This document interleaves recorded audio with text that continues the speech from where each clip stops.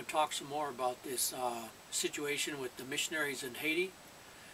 I've been watching the front page of the newspaper over the last few days, and I see that there's this effort to really make these missionaries out to be the victims and bring a lot of pressure on the Haitian government to settle the case, or basically sweep it under the carpet and let it go and release these missionaries.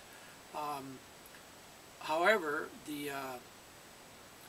I saw the most striking story today. I forget what newspaper it was, and it was saying that due to the fact that these missionaries were imprisoned, that it was snarling up aid to Haiti now, because people were afraid that if they helped children, they'd get arrested too.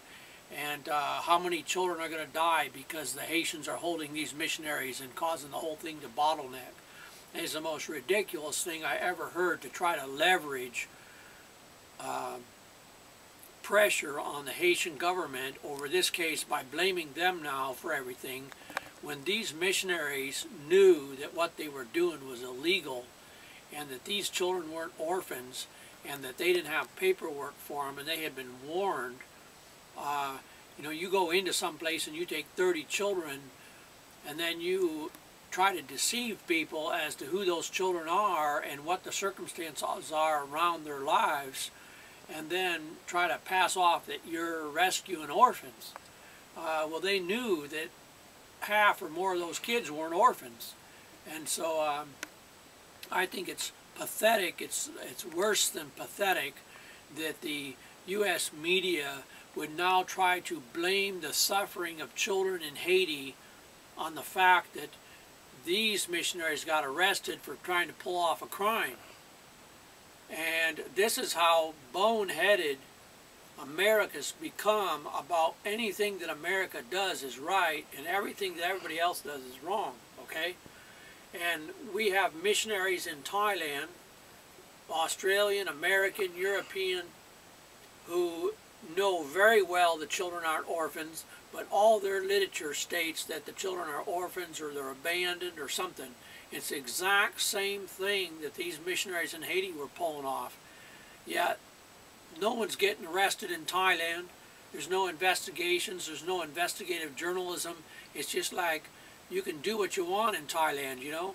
You can just go on and take as many hundreds and thousands of children from the Akha hill tribe as you want, because nobody's going to question your motives, nobody's going to audit you, nobody's going to question the honesty of what you're doing.